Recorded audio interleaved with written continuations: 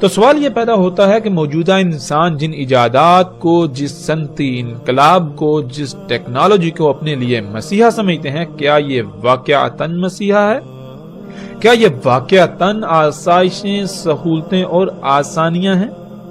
نہیں، بلکہ یہ بھی انہی قوموں کی طرح ان ایجادات کے دجل کا شکار ہو چکے ہیں۔ عنقریب ان پر حقیقت ایسے واضح ہو جائے گی کہ یہ چاہ کر بھی انکار نہیں کر سکیں گے، لیکن تب سوائے پچھتاوے کے کچھ نہ رہے گا، واپسی کا دروازہ بند ہو چکا ہوگا۔ موجودہ انسانوں کے ان مفسد اعمال کے سبب پوری دنیا اس قدر فساد زدہ ہو چکی ہے کہ اب یہ دنیا جہنم میں بدل جائے گی۔ جسے یہ مسیحا بنا کر بیٹھے رہے، اس کا انہوں نے صرف ایک ہی رخ دیکھا، یہ دوسرے رخ سے غافل رہے جو عنقریب ان پر واضح ہونے والا ہے۔ ناظرین، یہ تھا مختصر منظرنامہ گزشتہ ہلاک شدہ اقوام کا، جن کی سنت کی اتباع میں ویسی ہی تباہی کے دہانے پر موجودہ قوم یعنی دنیا میں آباد موجودہ لوگ پہنچ چکے ہیں۔ ہم نے کوشش کی کہ ہم اپنے موضوع کے مطابق ان اقوام پر بات کریں، باقی ان اقوام پر تفاصیل کے ساتھ آگے چل کر بات کریں گے۔ اس وقت ہم اپنے موضوع کی طرف پلٹتے ہیں۔ تو پھر وہی سوال، ناظرین، وہ کون سی شے تھی، وہ کون سی اشیاء تھیں جس کو وہ اقوام اپنے لیے مسیحا سمجھتی تھی، لیکن حقیقت میں وہ مسیحا نہیں بلکہ دجال ثابت ہوا۔ اسی کی وجہ سے وہ صفحہ ہستی سے مٹ گئے۔ جب جواب تلاش کیا جائے تو وہ جواب یہی سامنے آئے گا، وہ یہی ٹیکنالوجی، یہی ایجادات تھیں، یہی مشینیں تھیں، یہی صنعتی انقلاب تھا جو آج موجودہ انسان کر چکے، اور ان سب کو اپنے لیے مسیحا سمجھتے ہیں، زندگی کو آسان سے آسان تر بنانے کے دعوے دار ہیں۔ لیکن کیا حقیقت یہی ہے؟ یہ تو اس کا ایک پہلو ہے، اس کا ایک رخ ہے جو انتہائی دل فریب ہے، لیکن اس کا دوسرا پہلو جو انتہائی بھیانک ہے وہ چھپا دیا گیا۔ اگر اسے دیکھ لیا جائے تو پتا چلے گا کہ یہ ایجادات، یہ ٹیکنالوجی مسیحا نہیں بلکہ دجال ہے۔ یہ محض ایک دھوکہ ہے جن کی وجہ سے آج دنیا تباہی کے دہانے پر پہنچ چکی، طرح طرح کی بیماریوں کا سیلاب مڈایا، پوری دنیا سیلابوں، طوفانوں، آندھیوں اور زلزلوں کی لپیٹ میں ہے۔ جگہ جگہ سے زمین دھنس رہی ہے، پہاڑ ٹل رہے ہیں، زمین میں قائم کیا ہوا اللہ سبحانہ و تعالیٰ کا میزان بگڑ چکا ہے ان ایجادات کی وجہ سے، اس صنعتی انقلاب کے نام پر دجال کی وجہ سے۔ اسی صنعتی انقلاب، ان ایجادات، اس ترقی کے نام پر دجال کی وجہ سے ایک عظیم تباہی موجودہ انسانوں کے سر پر آ چکی ہے، لیکن کوئی بھی ایسا نظر نہیں آتا جو غور و فکر کرنے والا ہو، جو اللہ کی طرف لپکنے والا ہو۔ ناظرین، رسول اللہ صلی اللہ علیہ وآلہ وسلم نے کہا تھا کہ کوئی ایک بھی نبی ایسا نہیں جس نے اپنی قوم کو فتنہ دجال سے نہ ڈرایا ہو، اور ایسی روایات میں عربی کے جو الفاظ استعمال کیے وہ دو طرح کے ہیں، ایک ہے لفظ ناظرہ اور دوسرا ہے لفظ حاضرہ۔ ناظرہ کہتے ہیں متنبہ کرنے کو، یعنی اگر کوئی ایسا کام کیا جا رہا ہو جس کا نتیجہ انتہائی بھیانک ہو یا نقصان دہ ہو تو اس کام یعنی اس عمل کے رد عمل سے پہلے ہی اس سے آگاہ کر دینا کہ اس عمل کو یا ان اعمال کو چھوڑ دو، ورنہ رد عمل کی صورت میں مارے جاؤ گے، نقصان اٹھاؤ گے۔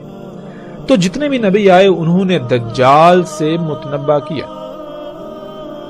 یعنی انسان جو اعمال کر رہے تھے ان کو متنبہ کیا کہ اگر تم نے اپنے انہی اعمال کو جاری رکھا، ان اعمال کو ترک نہ کیا، تو پھر وہ وقت دور نہیں جب تم اس مقام پر پہنچ جاؤ گے جہاں سے واپسی ناممکن ہو جائے گی، اور تمہاری انہی اعمال کے رد عمل میں ایسی تباہی تم پر مسلط ہوگی کہ تمہارا نام و نشان مٹ جائے گا۔ کیونکہ جو اعمال تم کر رہے ہو یہ تمہیں آہستہ آہستہ مرحلہ با مرحلہ ایک وقت ایسا آئے گا کہ اللہ کے ساتھ کھلم کھلا شریک بنا کر کھڑا کر دیں گے. یعنی تم آہستہ آہستہ بڑھتے بڑھتے ایسی ایجادات کرو گے کہ تم اللہ کے کاموں میں براہ راست مداخلت کرو گے. تم ان ایجادات کو اپنے لیے مسیحا سمجھو گے مگر وہ دجال ہوگا. اسی وجہ سے تم پر عظیم ہلاکت مسلط ہوگی، تم پر ساتھ آئے گی. ناظرین، ہر قوم جب اللہ کی حدود سے باہر نکلتی ہے تو پھر یہ کائنات اللہ سبحانہ وتعالی نے خلق ہی ایسے کی کہ انسان کے سامنے حادثاتی طور پر راز کھلتے چلے جائیں گے. یوں آہستہ آہستہ انسان اس سطح پر پہنچ جائے گا کہ وہ اپنے ہاتھوں سے دجال کو خلق کر بیٹھے گا، جس کا انجام عظیم تباہی کے سوا کچھ نہ ہوگا. یہی گزشتہ اقوام کے ساتھ ہوا اور یہی اس موجودہ قوم کے ساتھ ہوا اور اب عظیم تباہی سر پر آ چکی ہے. ناظرین، دوسرا لفظ تھا حاضرہ. حاضرہ کہتے ہیں اس خطرے کو، اس ڈر کو جو سامنے موجود ہو یا پھر بالکل واضح نظر آ رہا ہو. یعنی ہر نبی نے دجال سے ڈرایا جو ایسا خطرہ تھا، ایسا فتنہ تھا جو موجود تھا. جب ہر نبی نے ڈرایا اور متنبہ کیا تو کیا وہ قومیں متنبہ ہوئیں؟ انہوں نے اپنے اعمال کو ترک کر دیا. قرآن میں اللہ سبحانہ وتعالی نے بار بار واضح کر دیا کہ نہیں، انہوں نے ہر نبی کی، ہر رسول کی تکذیب کر دی. تو پھر وہ اسی ہلاکت کا شکار ہوئے جس سے ان کو متنبہ کیا گیا تھا. اللہ سبحانہ وتعالی قرآن میں واضح طور پر اسے حیات الدنیا، یہ ایجادات قرار دیتا ہے، اور رسول اللہ صلی اللہ علیہ وآلہ وسلم نے اسے دجال کہا. فرق صرف اتنا ہے کہ لفظ دجال اصل عربی کا لفظ نہیں ہے بلکہ دوسری زبانوں سے عربی میں داخل کیا گیا لفظ تھا، بالکل ایسے ہی جیسے آج آپ کو عربی کے اندر الفاظ کی کثیر تعداد ملے گی جو عربی کے الفاظ نہیں ہیں بلکہ وہ دوسری زبانوں سے داخل ہوئے. مثلا جیسے لفظ ٹیکنالوجی ہے تو آج عربی میں وہ داخل ہو چکا اور اسے عربی لہجے میں ٹیکنالوجی کہا جاتا ہے.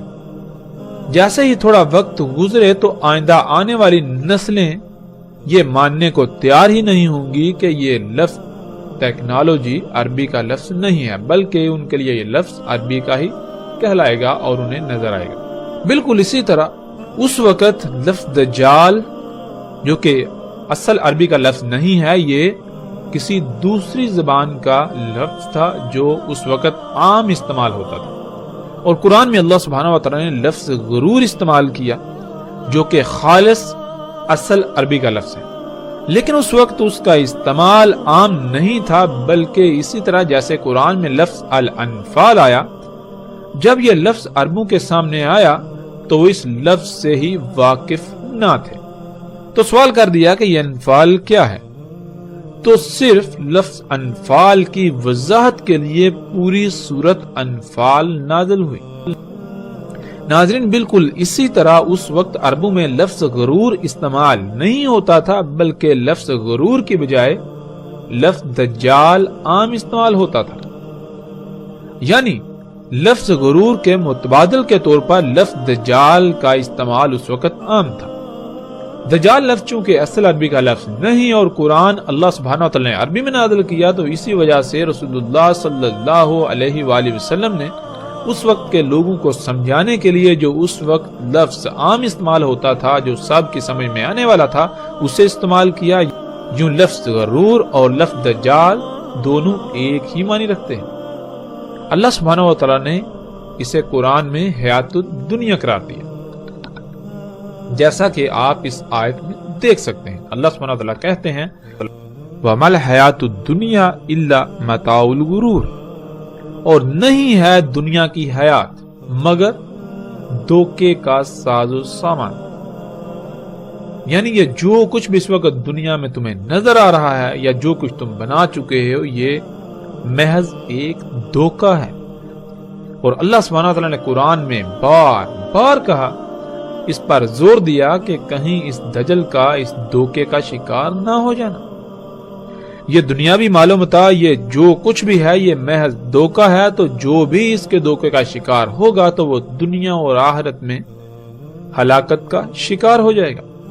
اور اگر پوری کی پوری قوم ہی اس دھوکے کا شکار ہو جائے تو پھر دنیا کو فساد اور اس فساد کے ظاہر ہونے، یعنی انسانوں کے اعمال کے رد عمل کے طور پر آنے والی تباہیوں اور بالآخر انسانوں کے نزدیک ایسی عظیم تباہی سے کوئی نہیں بچا سکتا جو انسانوں کا صفحہ ہستی سے نام و نشان مٹا دے۔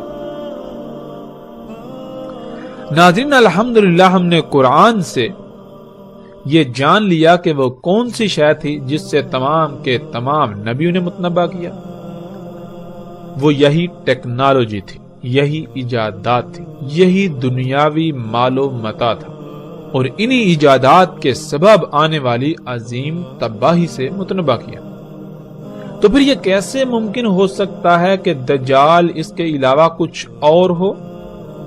ایسا ممکن ہی نہیں کہ دجال اس کے علاوہ کوئی اور شے ہو۔ اب اصل سوال یہ ہے کہ اگر دجال یہی ایجادات ہیں، یہی صنعتی انقلاب ہے، تو کیا محمد رسول اللہ صلی اللہ علیہ وآلہ وسلم نے ان ایجادات کو دجال کہا؟ اور اگر ان کو دجال نہیں کہا تو کم از کم اتنے غیر معمولی امور کے بارے میں رسول اللہ صلی اللہ علیہ وآلہ وسلم نے کچھ نہ کچھ تو ضرور بتایا ہوگا۔ کیا یہ ایسا ممکن ہے کہ اتنے غیر معمولی امور جن کا آج سے چند صدیاں پہلے تصور کرنا بھی ممکن نہیں تھا، ان کے بارے میں رسول اللہ صلی اللہ علیہ وسلم نے کچھ بتایا نہ ہو؟ ایسا ممکن ہی نہیں۔ اگر ان کو دجال نہیں کہا تو پھر ان کو کیا کہا؟ کچھ نہ کچھ تو ضرور کہا ہوگا۔ ان ایجادات کے بارے میں کیا آج تک ہمیں بتایا گیا؟ کیا آج تک ہم نے یہ سوال اٹھایا؟ اگر نہیں تو کیوں؟ اللہ کے فضل سے اب ہم یہ جانیں گے کہ ان ایجادات کے بارے میں محمد رسول اللہ صلی اللہ علیہ وآلہ وسلم نے کیا کہا۔ جب قرآن ان ایجادات کو دجال کہہ رہا ہے تو پھر کیا محمد رسول اللہ صلی اللہ علیہ وآلہ وسلم نے بھی انہیں دجال کہا؟ اب ہم آتے ہیں اس طرف اور روایات میں رسول اللہ صلی اللہ علیہ وآلہ وسلم کے الفاظ کو سامنے رکھتے ہوئے تفصیل کے ساتھ اس پر بات کرتے ہیں۔